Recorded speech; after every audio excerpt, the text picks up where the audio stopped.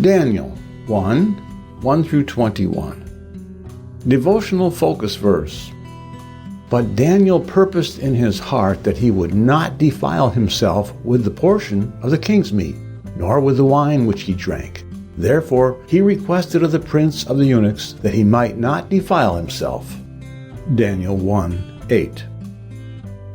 Taking a stand for righteousness is more than a spur-of-the-moment whim. It requires making a purposeful decision before God to turn away from sinful behavior in whatever form it presents itself, and then relying on God to help us maintain that commitment. An 18th-century preacher, Jonathan Edwards, was one who had that type of purpose. As a pastor's son, Edwards grew up in an atmosphere of Puritan piety, affection, and learning. In his late teens, a single verse of Scripture brought him to an understanding of his guilt before God, and he responded with acute remorse and contrition. His resulting conversion experience became the foundation of his relationship with his Creator. Edwards was a young man with many talents and perhaps an equal number of opportunities in life. After a rigorous schooling at home, he entered Yale College in New Haven, Connecticut, at the age of 13. He graduated in 1720, well prepared for a future in the halls of academia if he had so chosen. He had an affinity for science and likely could have made a name for himself in that field. However, he chose to study divinity, and while still in his teens, he became a pastor.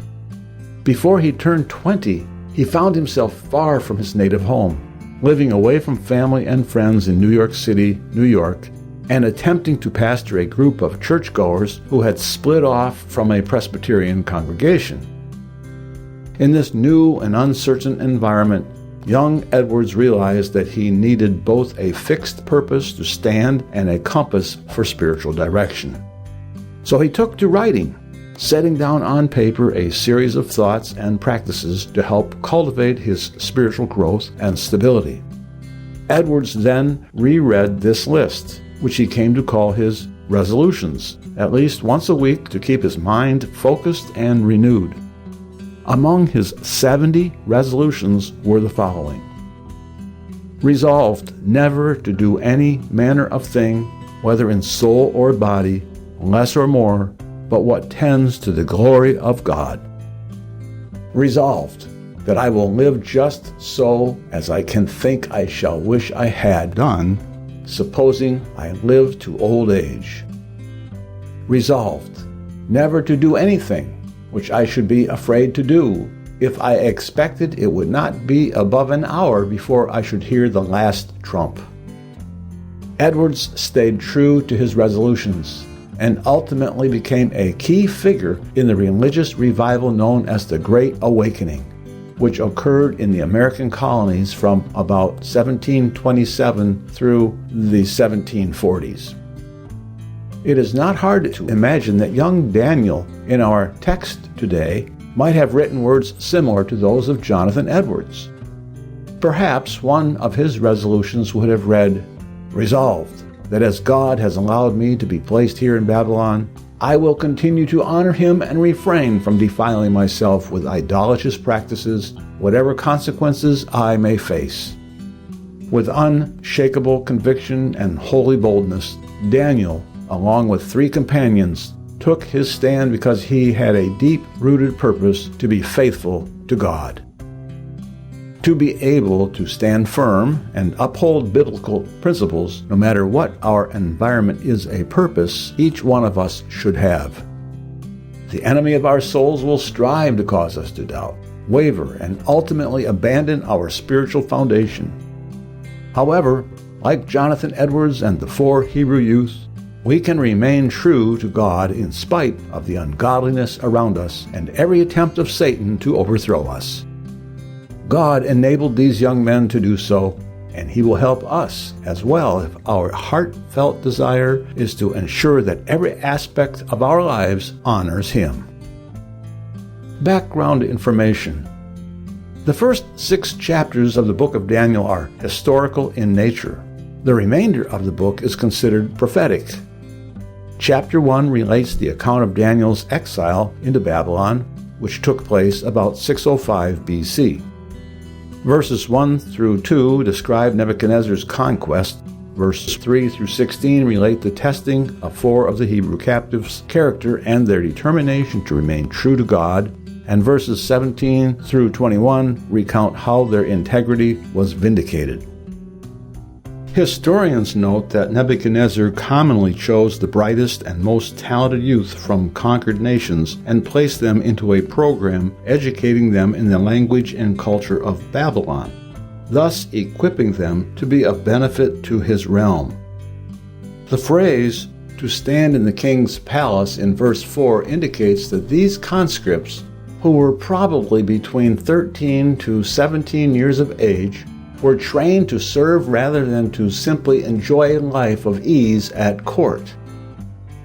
Verses 6 through 7 introduce 4 young captives of Judah.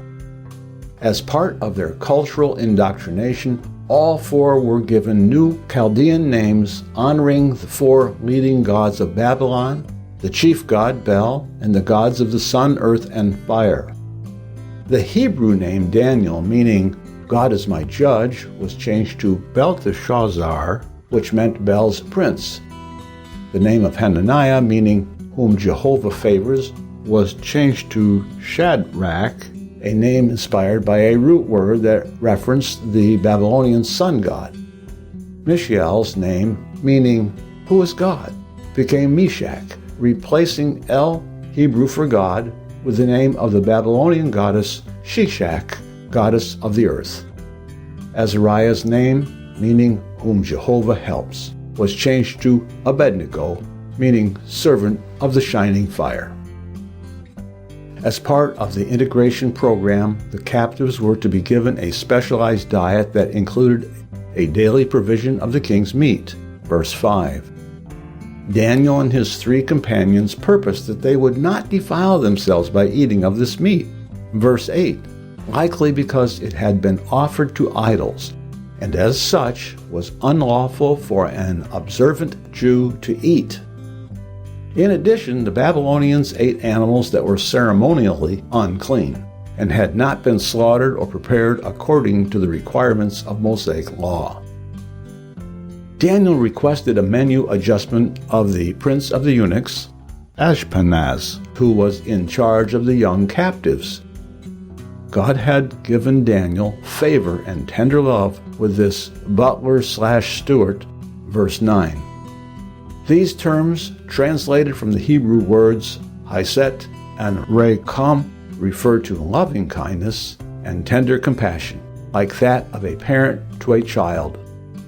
However, if the steward were to disobey the command regarding the captive's diet, his disobedience could incur severe punishment, so he declined the request. As a solution, Daniel then proposed to Melzar, the under-steward directly in charge of the 4 Hebrews, that the 4 be given pulse and water for a 10-day trial, instead of the rich food and wine the king had prescribed. Pulse was a variety of dried legumes such as lentils, chickpeas, or beans, possibly offered in porridge form. This was agreed to, and at the end of the test period, Daniel and his 3 friends appeared fairer and fatter in flesh than the other candidates. Verse 15.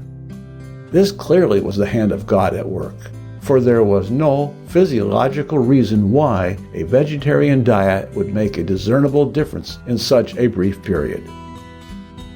As a result, the steward agreed to Daniel's request for the dietary modification to continue throughout the remainder of the 3-year program. In the end, God honored the Hebrew youth's purpose to remain undefiled and gave the 4 knowledge, skill, and wisdom far exceeding their counterparts in the training program. Additionally, he entrusted Daniel with prophetic understanding of dreams and visions, a divine bestowment Daniel would use on behalf of Nebuchadnezzar in the following chapter. Conclusion. Like Daniel and his friends, we want to purpose in our hearts to maintain spiritual integrity in spite of the ungodly influences in our environment. Daniel. Chapter 1. In the 3rd year of the reign of Jehoiakim king of Judah came Nebuchadnezzar king of Babylon unto Jerusalem, and besieged it. And the Lord gave Jehoiakim king of Judah into his hand, with part of the vessels of the house of God, which he carried into the land of Shinar to the house of his God, and he brought the vessels into the treasure house of his God. And the king spake unto Ashpenaz the master of his eunuchs, that he should bring certain of the children of Israel, and of the king's seed, and of the princes. Children in whom was no blemish, but well favored, and skillful in all wisdom, and cunning in knowledge, and understanding science, and such as had ability in them to stand in the king's palace, and whom they might teach the learning and the tongue of the Chaldeans. And the king appointed them a daily provision of the king's meat, and of the wine which he drank, so nourishing them 3 years, that at the end thereof they might stand before the king. Now among these were of the children of Judah, Daniel, Hananiah, Mishael, and Azariah. Unto whom the prince of the eunuchs gave names, for he gave unto Daniel the name of Belteshazzar, and to Hananiah, of Shadrach, and to Mishael, of Meshach, and to Azariah, of Abednego. But Daniel purposed in his heart that he would not defile himself with a portion of the king's meat, nor with the wine which he drank, therefore he requested of the prince of the eunuchs that he might not defile himself. Now God had brought Daniel into favor and tender love with the prince of the eunuchs. And the prince of the eunuchs said unto Daniel, I fear my lord the king, who hath appointed your meat and your drink, for why should he see your faces worse liking than the children which are of your sort? Then shall ye make me endanger my head to the king. Then said Daniel to Melzar, whom the prince of the eunuchs had set over Daniel, Hananiah, Mishael, and Azariah. Prove thy servants, I beseech thee, 10 days, and let them give us pulse to eat, and water to drink. Then let our countenances be looked upon before thee, and the countenance of the children that eat of the portion of the king's meat, and as thou seest, deal with thy servants. So he consented to them in this matter, and proved them 10 days. And at the end of 10 days their countenances appeared fairer and fatter in flesh than all the children which did eat the portion of the king's meat. Thus Melzar took away the portion of their meat, and the wine that they should drink, and gave them pulse. As for these 4 children, God gave them knowledge and skill in all learning and wisdom, and Daniel had understanding in all visions and dreams. Now at the end of the days that the king had said he should bring them in, then the prince of the eunuchs brought them in before Nebuchadnezzar. And the king communed with them, and among them all was found none like Daniel, Hananiah, Mishael, and Azariah, therefore stood they before the king. And in all matters of wisdom and understanding, that the king inquired of them, he found them 10 times better than all the magicians and astrologers that were in all his realm. And Daniel continued even unto the 1st year of King Cyrus.